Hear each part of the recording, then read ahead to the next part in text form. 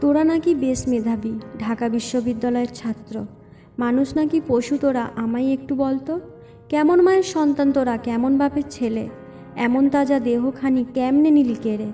এমন হত্যার নজির তবে নাইকো কোনো দেশে, অন্ন দিয়ে পেট ভরিয়ে মারলি অবশেষে। তথাকথিত মেধাবীরা ছাত্র শব্দটির সাথে যে কলঙ্ক লেপ্টে দিল তা ভাবাও যায় না। ঢাকা বিশ্ববিদ্যালয় নামটিকেও তারা কলঙ্কিত করল। যখন একটি দেশের সর্বোচ্চ শিক্ষা প্রতিষ্ঠানের ছাত্ররা এই ধরনের কাজ করতে পারে, তখন আপনাকে বুঝতে হবে সেই দেশের অধিকাংশ শিক্ষিতরা সার্টিফিকেট অনুযায়ী শিক্ষিত হলেও মানবিকতা ও মূল্যবোধের শিক্ষার আলো থেকে বঞ্চিত।